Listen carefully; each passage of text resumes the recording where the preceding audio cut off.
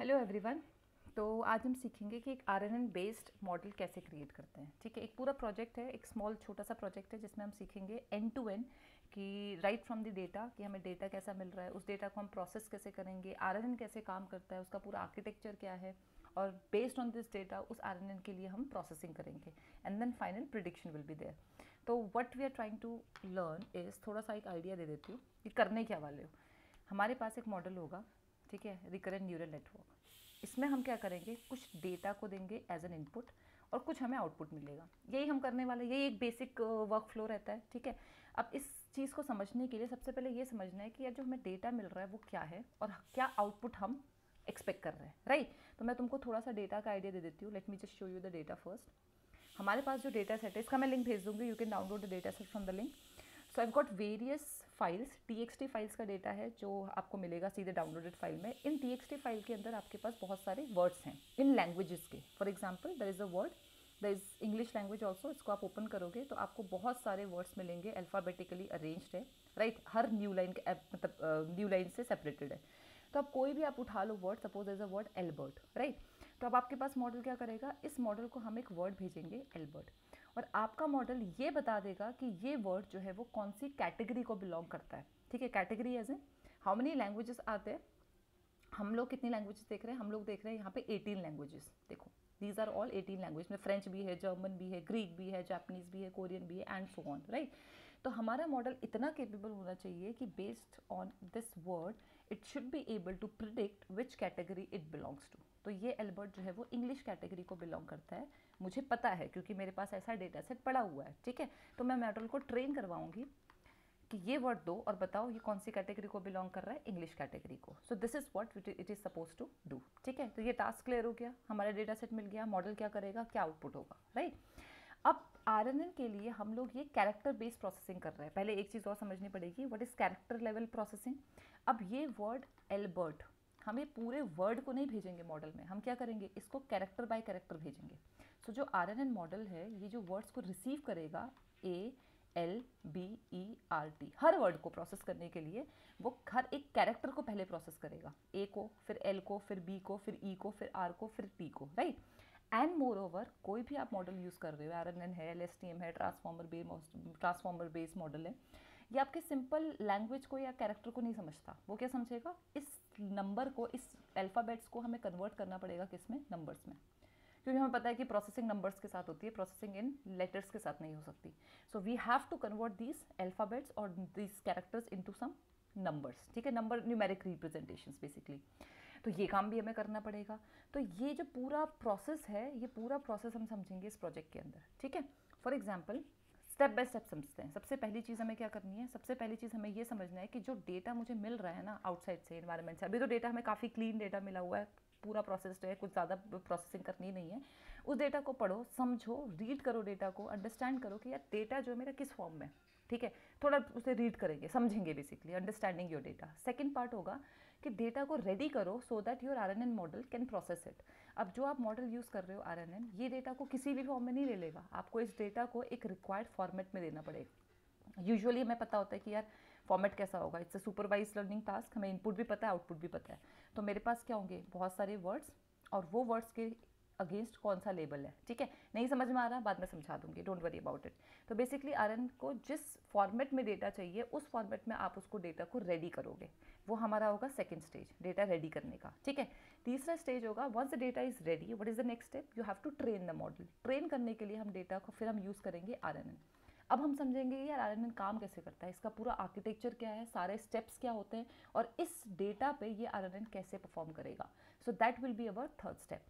Fourth जो step होगा वो हम ये सीखेंगे कि हम मॉडल को ट्रेन कैसे करेंगे। Of course the last step training होगा, जिसमें फॉरवर्ड प्रोपगेशन होगा, आप उसमें लॉस निकालोगे, फिर बैकवर्ड प्रोपगेशन होगा, and then finally we are going to evaluate our model, कि हम देखेंगे हमारा मॉडल कैसा परफॉर्म कर रहा है, राइट। ये सारे स्टेप्स इन्वॉल्व होंगे इस प्रोजेक्ट के अंदर। डिफरेंट वीडियोज़ होंगे, छोटे छोटे वीडियोज़ होंगे, जिसमें आप ये समझोगे कि ये इंडिविजुअल स्टेप्स को हमें कैसे परफॉर्म करना है, right. So let me just show you the notebook, जो नोटबुक प्रिपेयर्ड है। ठीक है, ये सब समझोगे आप बेसिकली, ये पूरा जो कोड है इसमें एंड तक, फिर फाइनली आप प्लॉटिंग भी कर पाओगे, and this is something you are suppose to study.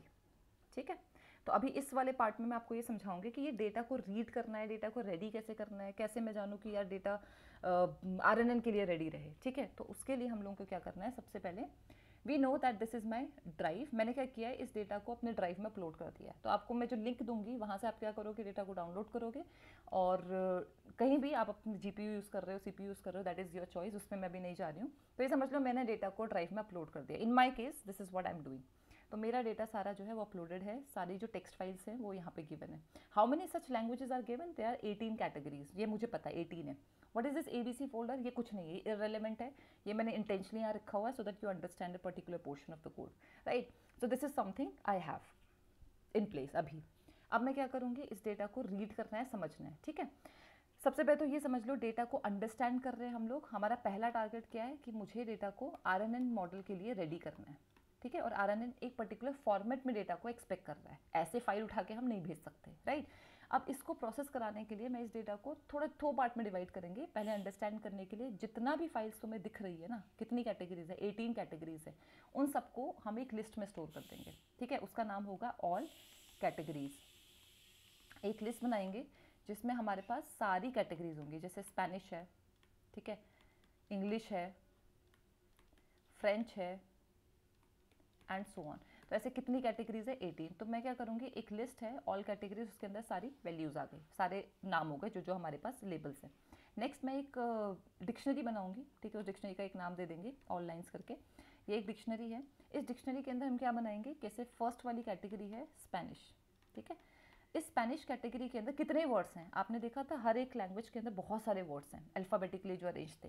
तो हम एक लिस्ट बनाएंगे, तो हम बोलेंगे यार स्पेनिश जो है वो कैटेगरी के अंदर ये सारे आपके वर्ड्स हैं। सिमिलरली सेकंड कैटेगरी आपकी कौन सी है, इंग्लिश। इस इंग्लिश कैटेगरी के अंदर आपके ये सारे वर्ड्स हैं, ठीक है। इस तरीके से नेक्स्ट कैटेगरी, 18 कैटेगरीज है, हर कैटेगरी के अगेंस्ट आपको सारे वर्ड्स को एक साथ स्टोर करना है। क्यों करना है, क्यों नहीं करना है, ये सब समझ में आएगा, ठीक है। हम बेसिकली डेटा को रेडी कर रहे हैं so that our RNN model can process it. बिना उसके हमारा काम नहीं चल सकता, ठीक है। And this is a very very important step. आप डायरेक्टली मॉडल प्रोसेस नहीं करोगे, डेटा आपको रेडी करना ही पड़ता है, ठीक है।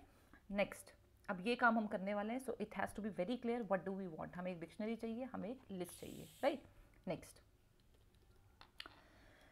All right, so these are some functions I have written, वो मैं पूरा लाइन बाय लाइन समझाऊंगी। सबसे पहले हम क्या करेंगे, मैं एक पाथ है, ठीक है, हाँ ओके, ये मेरा पाथ कौन सा है, जहाँ पे मेरी फाइल्स लोकेटेड है। कहाँ पे मेरी फाइल्स लोकेटेड है, नेम्स फोल्डर के अंदर, डेटा नेम्स के अंदर। यही आपको दिखेगा, डेटा नेम्स फोल्डर के अंदर in my entire drive this data is located. तो ये पाथ फोल्डर है, पाथ फोल्डर को मैंने रन कर दिया, तो पाथ के अंदर मेरा क्या आ जाएगा, ये पूरी लोकेशन। अब मुझे इस सारी फाइल्स को रीड करना है। फाइल को रीड करने से पहले सबसे पहले हम मैंने आपको बोला एक डिक्शनरी बना लेते हैं और एक ऑल कैटेगरीज बना लेते हैं। ये डिक्शनरी कौन सी है, जिसमें हमारी सारी कैटेगरीज के साथ उनके वर्ड स्टोर हो जाएंगे, और ये लिस्ट कौन सी है, जिसमें सारे हमारे कैटेगरीज स्टोर हो जाएंगी, ठीक है। अब सबसे पहली चीज़ हमें क्या करनी है, डेटा को रीड करना है। डेटा को रीड करने के लिए we are going to use a very important function, जिसमें हम, अब मैं तुम्हें ऐसे समझा रही हूँ लाइन बाय लाइन कोड को, जहाँ से वो स्टार्ट हो रहा है, ठीक है। तो सबसे पहली चीज़ हमने एक फंक्शन यूज़ करा है फाइंड फाइल्स। तो ये फंक्शन ऑलरेडी लिखा हुआ है फाइंड फाइल्स नाम का, ये वाला, ठीक है। ये फंक्शन क्या कर रहा है, it is using a function called glob. ये ग्लोब फंक्शन क्या करता है अभी समझाती हूँ, ठीक है। I am just taking this example to make this clear. Okay, let's take this, ये ऑलरेडी लिखा हुआ है। तो ग्लोब मॉड्यूल का, ग्लोब एक फंक्शन है जो क्या करता है, पैटर्न मैच करता है। सपोज करो ये मेरी लोकेशन है जहाँ पे मेरी सारी फाइल्स पड़ी हुई है। अब मेरे को पता है कि सारी फाइल्स जो है वो .txt से एंड हो रही हैं, तो मुझे क्या करना है, सारी .txt पैटर्न को मैच करो और इन सारी फाइल का डेटा को रीड करो, ठीक है। यही मेरा ऑब्जेक्टिव है। तो पहले तो मैं इस पूरी लोकेशन से, ये ABC फोल्डर मेरे काम करनी है, सिर्फ .txt वाली जितनी फाइल्स है उनको रीड करना है। तो उसके लिए मैंने क्या कर दिया, ये लोकेशन पूरी वहाँ तक गए, फिर मैंने लगाया स्टार। स्टार का मतलब है जितनी भी फाइल्स हैं, any files that is ending with your .txt extension, ठीक है, उन सारी फाइल को रीड करना है। ये कौन सा फंक्शन काम करेगा, globe. So if I run it, you will see the output in the form of a list. तो एक लिस्ट है जिसके अंदर मुझे सारा डेटा मिल गया, ठीक है। This is my first data, this is my second data. तो greek.txt, अब ध्यान से देखो, this entire thing is my string, ठीक है। ये पूरा एक स्ट्रिंग, ये समझना ज़रूरी है कि ये जो डेटा आप स्टोर कर रहे हो किस फॉर्म में स्टोर कर रहे हो, ये स्ट्रिंग है। और ये पूरा का सारी स्ट्रिंग्स किसके अंदर स्टोर हुई है, एक लिस्ट के अंदर, राइट। तो इसका मतलब ये जो फंक्शन है glob, it is returning you a list of all the values of all the locations of all the strings where you are getting this pattern, ठीक है, तो ये पैटर्न को मैच करते हुए सारे डेटा को उसने एक्सट्रैक्ट कर लिया. It is not giving you this folder. ABC is not returned by this function. Why? Because this is a folder and this is not ending with the file with the extension .txt. तो उसने match ही नहीं करा. So that's the beauty of globe function. चलो कर लिया. अब मुझे इससे मिलेगा क्या? तुम खुद बताओ कि मुझे करना क्या था. What was your task? Our task was to create. Let me just. तो भाई मेरा टास्क जो है वो ये है कि एक लिस्ट है जिसके अंदर मुझे सारे इस ग्रीक को उठाना है, स्टोर करना है. ठीक है. सेकंड, जर्मन को उठाना है, स्टोर करना है. थर्ड, कोरियन को उठाना है, स्टोर करना है. एंड ऐसे करते करते कितनी है, 18 लैंग्वेजेस है. तो सारा जो वैल्यूज़ है, सारे जो ये एक एक सिंगल वर्ड हैं, कैटेगरीज है, इन सबको स्टोर करना है एक लिस्ट के अंदर. राइट. तो मुझे इस फाइनली मुझे को इतना मिल चुका है. मुझे I have receive this data, I have extracted this data. Now what I have to do, मुझे इस कैसे भी करके greek.txt से इस ग्रीक को उठाना है. मतलब इस पूरी लाइन से ग्रीक उठाना है, इस पूरी लाइन से जर्मन उठाना है, एंड सो ऑन. उसके लिए हमें पता है कि ये एक स्ट्रिंग है. तो स्ट्रिंग को मैनिपुलेट करने के लिए बहुत सारे फंक्शंस ऑलरेडी बने हुए हैं पाइथन में. So if you are aware of Python language तो आपको पता होगा कि स्ट्रिंग को मैनिपुलेट करने के लिए there are many functions which are readily available for you. Right. So we are going to utilize one of those functions. Right. अब मैं तुम्हें कोड में वापस ले जाती हूँ कि कोड में आपको कहाँ से फॉलो करनी है चीज़ें. अब आपने एक फंक्शन यूज़ करा है स्प्लिट टेक्स्ट नाम से. ठीक है. स्प्लिट टेक्स्ट से पहले आपने एक फंक्शन की यूज़ करा है os.path.base ने. मैं ये समझा देती हूँ ये क्या करता है. अब इसके बाद आप क्या करोगे, जब मुझे ये पूरा डेटा मिल चुका है फाइल नेम्स का, अब मैं इस फाइल नेम को जस्ट अ सेकेंड इसे हटा देते हैं. Let me just delete this. os.path.base ने ये क्या है, OS मॉड्यूल का बेस नेम नाम का एक फंक्शन है. ये बेस नेम क्या करता है, अच्छा हाँ, अगर आपको समझना है मैंने यहाँ पे उसका सारे टॉपिक्स पे लिखे हुए हैं. ठीक है. डिस्कशन के लिए कि ग्लोब फंक्शन क्या कर रहा है, फिर बेस नेम फंक्शन क्या कर रहा है, ये क्या कर रहा है. ये os.path मॉड्यूल का है. Extract the base name of a file और डायरेक्टरी फ्रॉम इस पाथ.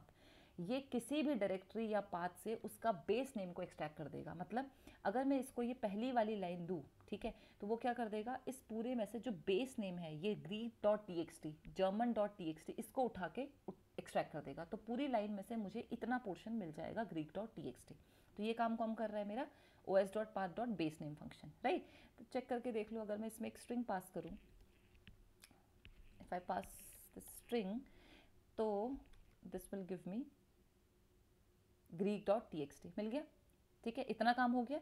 बट मुझे क्या चाहिए था, ओनली ग्रीक. तो मुझे अब इस .txt को हटाना है.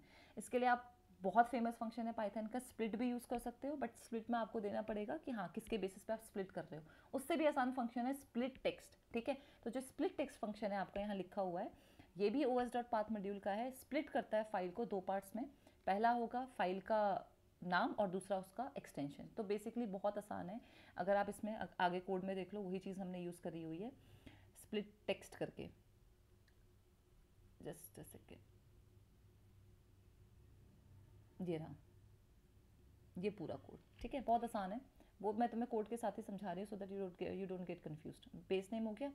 अब मेरे को ये greek.txt मिल गया. अब इसके साथ मुझे क्या करना है, os.path.split text, ये एक फंक्शन है. ठीक है. इस फंक्शन को यहाँ से क्या मुझे क्या मिल गया, greek.txt. इसको मैंने इस फंक्शन में पास किया तो मुझे ग्रीक अलग हो जाएगा, .txt अलग हो जाएगा. ठीक है. अब ये जो ग्रीक अलग हो गया है, txt अलग हो गया है, मुझे क्या ऑब्टेन करना है, मुझे सिर्फ ग्रीक से मतलब है. तो ये 0 लोकेशन पे ग्रीक चला गया है, 1 लोकेशन पे txt चला गया है. और मुझे कौन सी लोकेशन चाहिए, मुझे चाहिए 0th लोकेशन. ठीक है. So I get what, Greek. तो मुझे ग्रीक मिल जाना चाहिए. नो एट्रीब्यूट स्प्लिट टेक्स्ट नहीं है, आई थिंक स्पेलिंग मिस्टेक है. Split text. ठीक है. तो मिल गया Greek.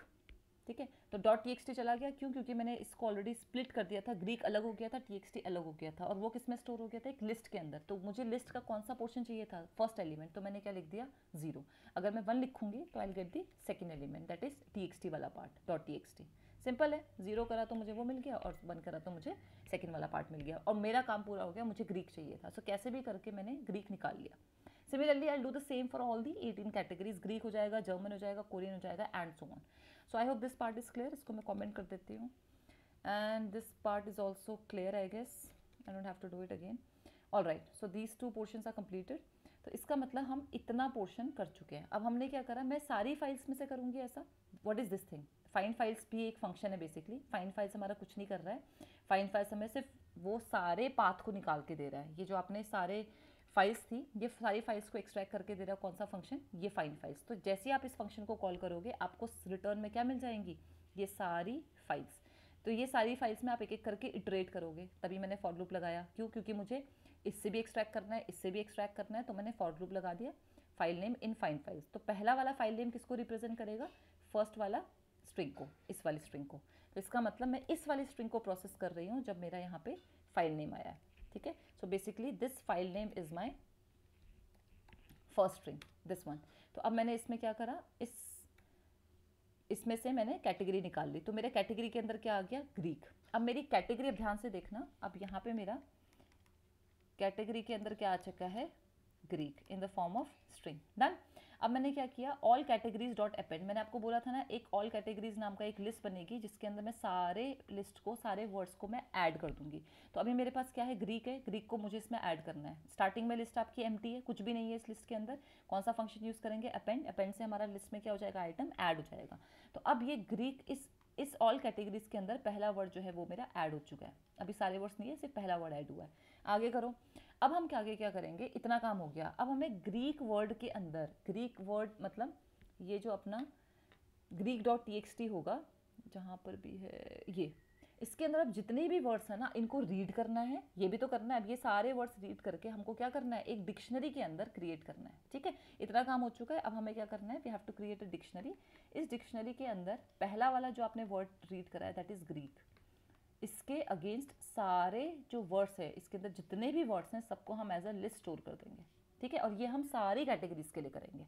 So this is our next task. चलो देखते हैं how it's going to be performed. Next is इसके लिए हमने अगेन एक फंक्शन अलग से बनाया, दैट इज रीड डेटा। बहुत कॉमन सेंस है भाई कि ये वाला जो रीड डेटा फंक्शन है ये क्या रिसीव करेगा, ये पूरा फाइल का नाम। देखो एक एक करके करेंगे, सारे को एक साथ में कर देंगे। हम सबसे पहले इसको सेंड करेंगे कौन सी फंक्शन को, रीड फाइल। अब रीड डेटा नाम का जो फंक्शन है वो आपका ये रहा। ये रीड डेटा नाम का जो फंक्शन है ये आपका क्या रिसीव कर रहा है, फाइल नेम। इस फाइल नेम के अंदर क्या रिसीव हो गया, ये। तो अब फाइल नेम के अंदर ये पूरी वैल्यू आ चुकी है, ठीक है। अब इससे हम क्या करना है, खुद सोचो। तुम यहाँ तक पहुँच गए हो, ग्रीड डॉट टी इसके अंदर पहुँच गए हो यहाँ तक। अब मैं इस लोकेशन में जाके, ये लोकेशन तक आ गए हो, यहाँ से सारा फाइल के सारे डेटा को क्या करना है, रीड करना है, ठीक है। अब ये हमको आता है, पाइथन में पढ़ा है कि फाइल से डेटा रीड कैसे करते हैं। फाइल को ओपन करेंगे, फाइल को रीड करेंगे, सिंपल फंक्शन है, straight forward, open and read, ठीक है। तो वही हमने किया यहाँ पे, सबसे पहले ओपन करा, ठीक है। किसको ओपन करा, ये फाइल नेम। इस लोकेशन में जाओगे, इस ग्रीक डॉट टी फाइल को क्या कर दोगे, ओपन कर दोगे, फाइन, कॉमन। फिर तुमने इनकोडिंग इक्वल्स टू UTF-8 लिखा। क्यों लिखा, UTF-8 लिखा, क्यों लिखा, क्योंकि आप जनरली इनकोडिंग क्या होता है, अगर आपको ये भी पढ़ना है तो मैंने यहाँ पर ये भी ऐड कर दिया है।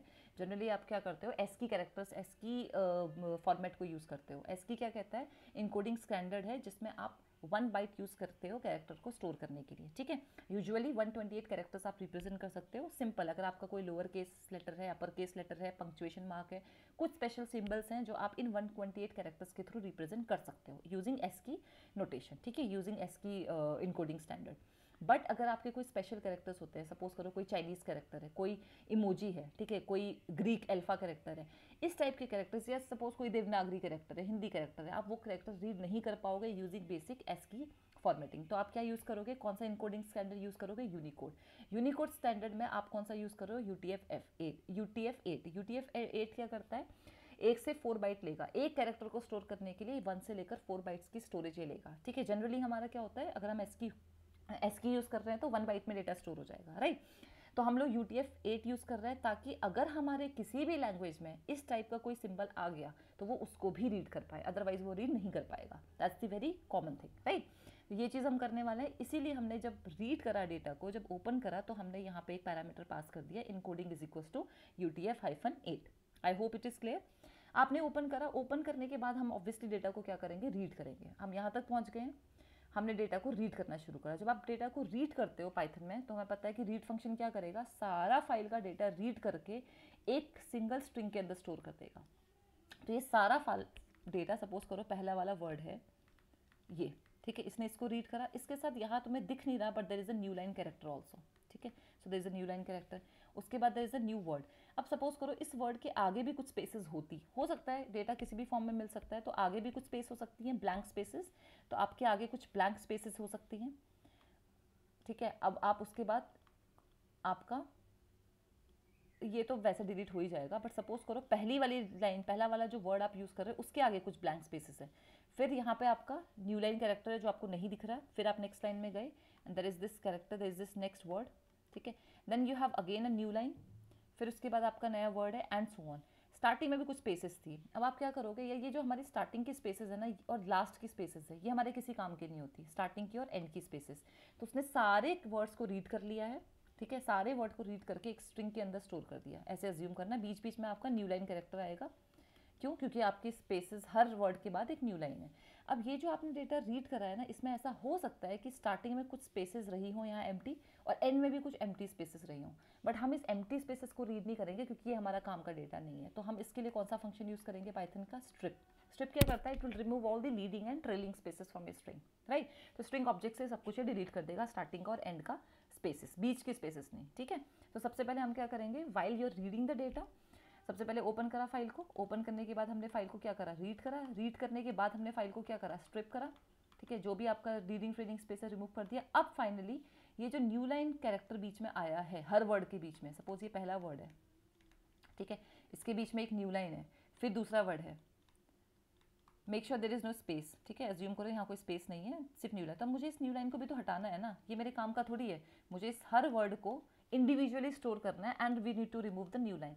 तो इसके लिए हमें पता है सबसे फेमस फंक्शन है आपका स्प्लिट। स्प्लिट क्या करता है, हमारी स्ट्रिंग को स्प्लिट कर देता है, तोड़ देता है based on a particular character, ठीक है, कोई भी एक कैरेक्टर के बेसिस पे स्ट्रिंग को तोड़ देगा। तो हमने यहाँ पर कोड अगर आप देखोगे तो हमने स्ट्रिंग को स्प्लिट कर दिया है, किसके बेसिस पे, न्यू लाइन के बेसिस पे। तो ये जहाँ जहाँ पे भी न्यू लाइन आएंगी ना, उसको वो वर्ड को वहाँ से वो तोड़ देगा, ठीक है। और फाइनली क्या होता है, स्प्लिट फंक्शन क्या करता है, स्प्लिट फंक्शन क्या करता है, आपको क्या रिटर्न करता है, एक लिस्ट, ठीक है, एक लिस्ट या एक एरे ऑफ आइटम्स, जिसमें आप क्या कर दोगे, फाइनली आपका जो आउटपुट होगा वो एक लिस्ट होगी, जिसमें पहला वर्ड आपको मिलेगा इस लैंग्वेज का, जो भी लैंग्वेज आप रीड कर रहे हो उसका फर्स्ट वर्ड, ठीक है, इस तरीके से ये पहला ऑब्जेक्ट मिलेगा स्ट्रिंग का। फिर दूसरा ऑब्जेक्ट आपको क्या मिलेगा, दिस सेकेंड वर्ड, फिर तीसरा ऑब्जेक्ट मिलेगा आपको, फिर चौथा ऑब्जेक्ट मिलेगा एंड सो ऑन। तो सारे वर्ड्स को उसने रीड कर लिया है, आपकी लीडिंग ट्रेलिंग स्पेसेस हटा दिए, आपके न्यू लाइन कैरेक्टर्स हटा दिए, ये मेरा रिक्वायर्ड डेटा है जो हमें चाहिए, ठीक है। तो ये हमें मिल गया, राइट, इतना हमने कर लिया।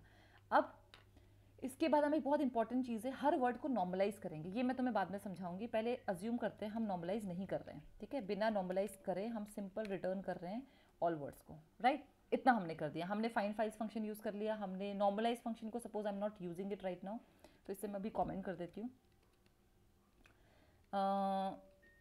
नेक्स्ट है कंटेनर्स की, ये मैं तुम्हें समझा दूंगी क्या होता है। Right now this much is pretty clear, ये चीज़ भी छोड़ सकते हो, आप स्किप कर सकते हो।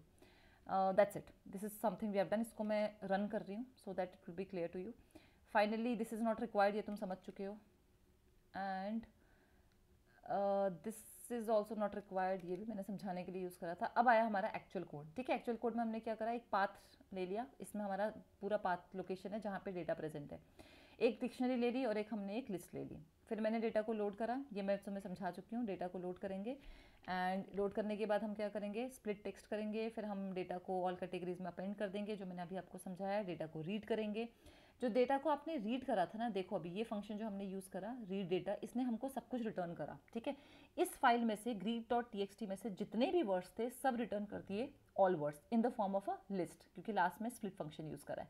तो ये सारा जो ऑल वर्ड्स है ये किस फॉर्म में आया, एक लिस्ट के फॉर्म में। तो ये मुझे रिटर्न हो गया, और ये रिटर्न मुझे कहाँ मिला है, इस लाइन पे, यहाँ मुझे रिटर्न वैल्यू मिली है, ठीक है। और ये वैल्यू मैंने किस में स्टोर कर दी, लाइन्स के अंदर। इसका मतलब ये सारा डेटा मेरा किसके अंदर स्टोर हो गया है, लाइन्स के अंदर। डन, ये काम हो गया। अब बहुत इंपॉर्टेंट चीज़ है, मैंने बोला था तुमको एक डिक्शनरी बनाएंगे, ठीक है। तो हम क्या करेंगे, डिक्शनरी का नाम है, what is the name of dictionary, category lines. तो एक डिक्शनरी का नाम मैंने लिया है कैटेगरी लाइन्स। पहले हमने एक डिक्शनरी बनाई थी, इट वाज एम्प्टी। तो हमें पता है कि यार डिक्शनरी में अगर हमें की के अगेंस्ट वैल्यू स्टोर करनी होती है तो कैसे करते हैं, पहले हम लिखेंगे डिक्शनरी का नाम कैटेगरी लाइन्स, फिर हम ब्रैकेट लगाते हैं, फिर हम बताते हैं यार की क्या है और वैल्यू क्या है।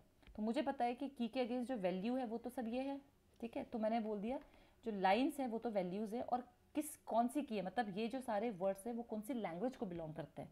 तो हमें पता है कि वो कौन सी लैंग्वेज को बिलोंग करते हैं, अभी हम यहाँ पे देख रहे थे। तो हम यहाँ पे मैनुअली नहीं लिख सकते, हम जिस लैंग्वेज को हमने अभी यहाँ जिस कैटेगरी को रीड किया था वही हमारा की बन जाएगा। तो हम यहाँ बोलेंगे कैटेगरी, और इस कैटेगरी में आपका सबसे पहले हम क्या रीड किया था, हमने ये सारी लैंग्वेजेस, सॉरी ये सारे वर्ड्स जिस भी लैंग्वेज को बिलोंग करते होंगे वो कैटेगरी यहाँ आ जाएगी, ठीक है। और ये लाइंस कौन से हैं, ये वही लाइंस हैं जो आपको अभी ऊपर से रिटर्न मिली थी। तो यानी कि अब आपके पास एक डिक्शनरी आ चुकी है और उस डिक्शनरी का नाम है कैटेगरी लाइंस। ऑलरेडी थी बेसिकली, हमने इस डिक्शनरी के अंदर बेसिकली अभी एक लैंग्वेज को स्टोर कर दिया है, ठीक है। तो हमारा फर्स्ट लैंग्वेज आ गया जो भी कैटेगरी थी और उसके सारे वर्ड्स आ चुके हैं। यही चीज़ हम रिपीट करेंगे किसके लिए, सेकंड लैंग्वेज के लिए, उसके सारे वर्ड्स आ जाएंगे। थर्ड लैंग्वेज के लिए उसके सारे वर्ड्स आ जाएंगे एंड सो ऑन। इतना हमारा हो चुका है काम, राइट। तो ये आप देख भी सकते हो क्योंकि मैंने फॉर लूप लगाया है, तो ये एक एक करके सारी फाइल्स को रीड करके उस डिक्शनरी को क्या कर देगा, अपेंड कर देगा, मतलब उसमें डेटा को फीड कर देगा, राइट। ये हमारा काम हो गया है। फिर मैंने क्या किया, मैं देखना चाहती हूँ लेंथ ऑफ ऑल कैटेगरीज, मतलब इस कैटेगरी, इस जो आपकी कैटेगरी से मतलब कितने डिफरेंट लैंग्वेजेस हैं जिस पे आप डील कर रहे हो, वही हमारा कैटेगरी था। ये लिस्ट कितने हमारी लैंग्वेजेस हैं, नंबर ऑफ कैटेगरीज आ जाएगा, कौन कौन सी कैटेगरीज है, कौन कौन सी लैंग्वेजेस हैं वो आप प्रिंट कराना चाहते हो, you can print, you don't have to manually go and look on the drive, ठीक है। Look for the drive for all the words, अगर आप इस पर जाओगे, कर्सर ले जाओगे तो आप देख लोगे कि आपका जो भी आपकी कैटेगरीज हैं वो आपको डिस्प्ले हो जाएंगी, राइट।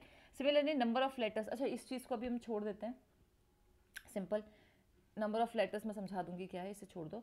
अब मुझे प्रिंट करना है, सपोज करो मैं देखना चाहती हूँ कि यार फर्स्ट मुझे ऐसा करूँ जितनी भी लैंग्वेजेस हैं 18 लैंग्वेजेस में सबके 5-5 स्टार्टिंग के वर्ड्स दिखा दो। तो मैंने कुछ नहीं करा, उसमें इटरेट कर दिया। तो कैटेगरी लाइंस जो आपकी डिक्शनरी थी, डॉट आइटम्स जो आपका फंक्शन होता है, मेथड होता है, उसे आप यूज़ करो और उसमें जो की और वैल्यूज़ हैं उन सबको आप प्रिंट करा दो। बट क्या आपको सारी वैल्यूज़ देखनी है, क्योंकि वैल्यूज़ तो बहुत सारे वर्ड है ना, हर लैंग्वेज के अंदर भाई हज़ारों वर्ड्स हैं, सारे प्रिंट करोगे तो भाई प्रिंट होता ही रहेगा। तो मैं सारे वर्ड्स को नहीं देखना चाहती, I want to print only first 5 words. तो मुझे बस फर्स्ट 5 वर्ड्स दिखा दो हर कैटेगरी के, वो हम कर लेंगे, ठीक है।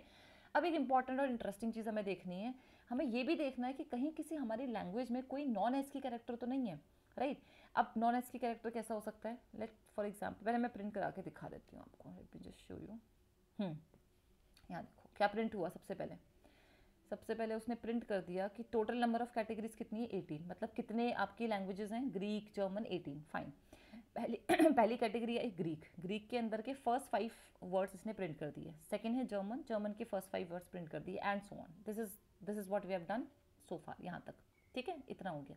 अब हम देख रहे हैं कि क्या हमारे कोई वर्ड ऐसा तो नहीं है जिसमें कैरेक्टर नॉन एस्की है, मतलब जो एस्की अभी मैंने जो समझाया था, एस्की कैरेक्टर जो 128 कैरेक्टर सपोर्ट करता है, उसके बियॉन्ड तो नहीं जा रहा कोई वर्ड, कोई कैरेक्टर ऐसा तो नहीं है जो जैसे कोई चाइनीज सिंबल से मिलता हो या कोई स्पेशल टाइप का कैरेक्टर दिखता हो जो एस्की के अंदर सपोर्ट नहीं करता। अगर आप वो देखना चाहते हो तो you can print this particular code. तो मैंने क्या किया, हर वर्ड को, जो ये हर वर्ड है उसको चेक कर लिया, उसका हर कैरेक्टर को उठाया और देखा कि उसका जो वैल्यू है, ठीक है, उसकी वैल्यू जो आप 120 से 127 की जो रेंज होती है, 128 कैरेक्टर्स होते हैं, अगर आप उसके बियॉन्ड देखोगे, ठीक है, तो इसका मतलब वो यूनिकोड को रिप्रेजेंट कर रहा है, एस्की को रिप्रेजेंट नहीं कर रहा। तो एक फंक्शन बनाया कंटेन्स नॉन एस्की, आप इस फंक्शन को चेक करो, बहुत सिंपल सा फंक्शन है, बस आपने ये देखा है हर कैरेक्टर को उठाओ। फॉर कैरेक्टर इन टेक्स्ट का क्या मतलब है, इस टेक्स्ट के अंदर सपोज पहला वर्ड है, उस वर्ड का नाम है एडम, ठीक है। तो इसने पहले कैरेक्टर उठाया ए को और देखा कि यार जो ए कैरेक्टर है इसका जो एस की वैल्यू है वो 120, इसकी जो वैल्यू है सपोज यूनिकोड वैल्यू, जैसे हमें पता है कि कैपिटल ए की वैल्यू कितनी होती है 65, ठीक है। तो ये वैल्यू अगर 127 से ज़्यादा है, क्योंकि हमें पता है कि यार एस की जो रेंज है वो 0 से 127 की होती है, टोटल 128 कैरेक्टर्स ही सपोर्ट करता है। अगर इसके रेंज के बियॉन्ड जा रहा है इसका मतलब वो एक यूनिकोड वैल्यू है, ठीक है, वो यूएस की वैल्यू के बियॉन्ड जा रहा है। तो बस वही चेक करना है हमें, सारे कैरेक्टर्स को चेक किया, अगर कोई भी ऐसा हुआ तो आप उस कैरेक्टर को रिटर्न कर दोगे, उस वर्ड को रिटर्न कर दोगे। बहुत सिंपल सा फंक्शन है। तो हमने देखा हाँ ऐसे हमें बहुत वर्ड्स मिल गए हैं। ग्रीक के अंदर कोई वर्ड नहीं मिला, ग्रीक के अंदर एम्प्टी है। जर्मन के अंदर बहुत सारे वर्ड्स मिले हैं, देखो पहला वर्ड ये दिख रहा है, इसके ऊपर आपको एक स्पेशल सिंबल दिख रहा होगा, ठीक है, अब स्पेशल इसकी बात करेंगे। सिमिलरली ये वर्ड दिख रहा है, ऐसे बहुत सारे वर्ड्स आपको मिल रहे हैं। ये देखो इसमें भी आपको एक स्पेशल टाइप का कैरेक्टर मिल रहा है। सिमिलरली आपको कोरियन में कुछ नहीं मिला, डच में नहीं है, पॉलिश में ये सारे वर्ड्स हैं। तो ऐसे करके मैंने हर लैंग्वेज के अंदर देख लिया कि कौन कौन सी लैंग्वेज में कितने स्पेशल कैरेक्टर्स आपको मिल रहे हैं। इंग्लिश वियतनीज में नहीं है, राइट। बट ये हमने क्यों इंपॉर्टेंट है, ये इंपॉर्टेंट है जब आप लैंग्वेजेस के साथ डील कर रहे हो, जब आप किसी प्रोजेक्ट पे काम कर रहे हो, you need to understand your requirements also, right. तो मैं ये इंटेंशनली ये वाला पार्ट लिखा हुआ है कि आप डेटा को थोड़ा प्री प्रोसेसिंग करना सीखो। आपको पता होना चाहिए कि अगर ऐसा डेटा है तो उस डेटा को आप थोड़ा सा ईजी कर सकते हो, so that your model will be मतलब थोड़ा सा कंसिस्टेंट रहे सारे टाइप के लैंग्वेजेस के लिए, सारे टाइप के कैरेक्टर्स के लिए। तो हमने क्या करेंगे, जो भी नॉन एस की वैल्यूज़ वाले कैरेक्टर्स हैं, ठीक है, या जो वर्ड्स हैं, इन सबको हम मॉडिफाई कर देंगे, हटाएंगे नहीं। सपोज एक वर्ड है DURR, इसके अंदर ये एक्स्ट्रा कुछ कैरेक्टर्स दिख रहे हैं, इसको हम मॉडिफाई करके कुछ इस टाइप का वर्ड बना देंगे, इस यू को इस तरीके से कन्वर्ट कर देंगे। But are we doing it manually? No, हमारे पास स्पेशल इसके लिए फंक्शंस बने हुए हैं, कुछ मॉड्यूल्स हैं जो आपका ये काम करके देंगे। वो लैंग्वेज को समझते हैं, they understand the Unicode representation, समझ के वो उसको एक उसके इक्विवेलेंट फॉर्म में कन्वर्ट कर देंगे, ठीक है, ताकि प्रोसेसिंग हमारे लिए आसान हो जाए। बाकी आप और सर्च कर लेना क्यों यूज़ करना है, यूज़ करना भी है नहीं करना है, and you want to you can use your own strategies also. अगर आपको नहीं यूज़ करना है you can go ahead with this also, ठीक है, वो आप ट्राई करना।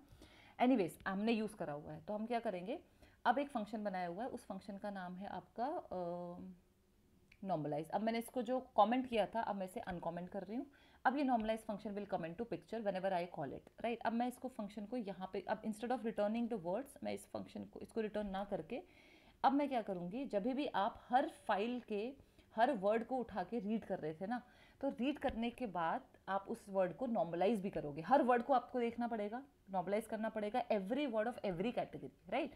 तो हम वही चीज़ कर रहे हैं कि जब आपने हर वर्ड को ओपन किया था, याद करो जब हम रीड कर रहे थे उस टाइम में सारे वर्ड्स को उठाना है और नॉर्मलाइज फंक्शन को भेज देना है, ठीक है। हर एक वर्ड को एक एक करके नॉर्मलाइज फंक्शन में भेज दो। ये नॉर्मलाइज फंक्शन क्या करेगा, यूनिडिकोड नाम का एक फंक्शन है, उसमें अगर आप पास करते हो तो वो आपके वर्ड को इक्विवेलेंट लैंग्वेज में कन्वर्ट कर देगा, नॉट लैंग्वेज, इक्विवेलेंट कैरेक्टर में रिप्रेजेंट कर देगा। एक एग्जांपल देती हूँ आपको। इन वर्ड्स को हम बोलते हैं, सपोज करो दिस पार्ट, यूनिडिकोड वाला पार्ट, ठीक है। तो ये ऑटोमेटिकली क्या करता है, नॉन एस्की कैरेक्टर्स को इंक्लूडिंग योर डायाक्रिटिक्स, जो आपका ये ऊपर सिंबल्स दिख रहे हैं, इस टाइप के सिंबल्स को किस में कन्वर्ट कर देगा, ए में। ऐसा कुछ भी आपको दिख रहा है डायाक्रिटिक, वो ई में, मतलब उसका ईजी क्लोजेस्ट एस्की इक्विवेलेंट निकालता है बेसिकली, ठीक है। और ये हमको करना है as a part of pre processing. This simplifies the process of removing diacritics and makes text processing more consistent, right. आप बिना उसके भी कर सकते हो, बट हम अपने टेक्स्ट प्रोसेसिंग को, हम अपने मॉडल को एक कंसिस्टेंट डेटा देना चाहते हैं, तो we are going to do some basic pre processing. तो सपोज करो ये कैफे वर्ड है, अगर मैंने इसको इस फंक्शन को पास कर दिया यूनिडिकोड, इसको आपने इंपोर्ट करना रहेगा। तो ये अगर फंक्शन है इसी मॉड्यूल का, फंक्शन का नाम भी सेम है, मॉड्यूल का नाम भी सेम है, so I am going to pass this function, sorry,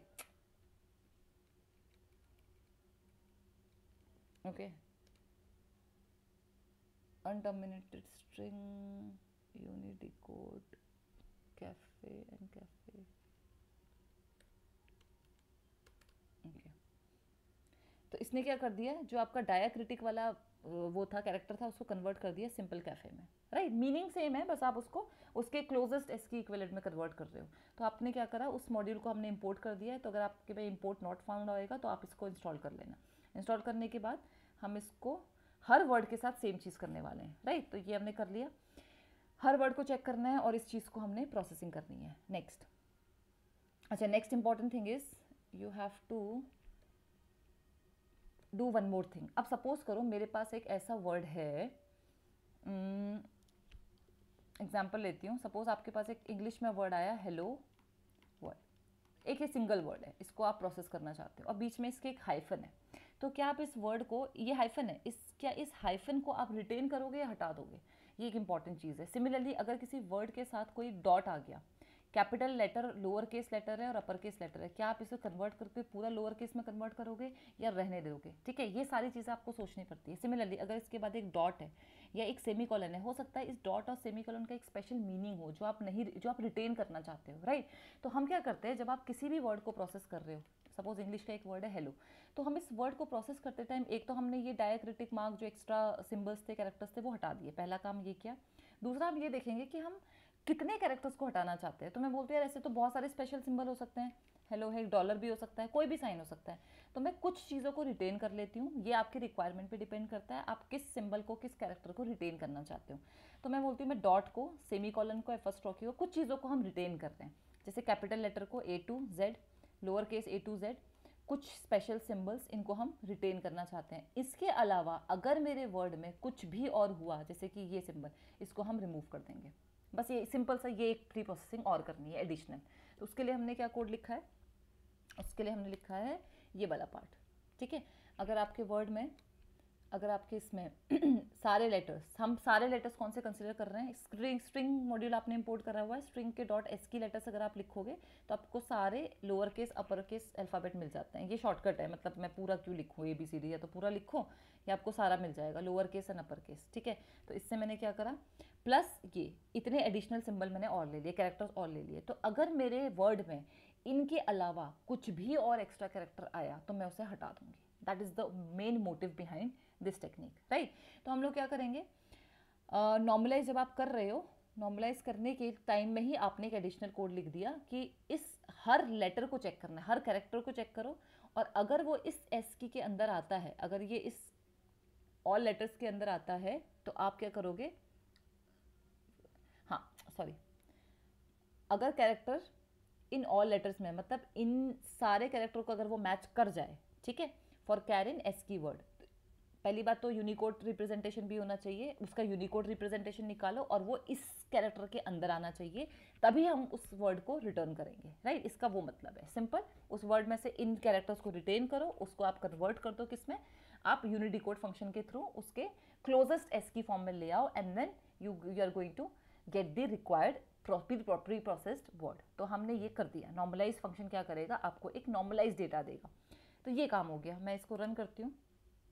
अब देखते हैं कि हमें क्या आउटपुट मिलता है। So this is my original code.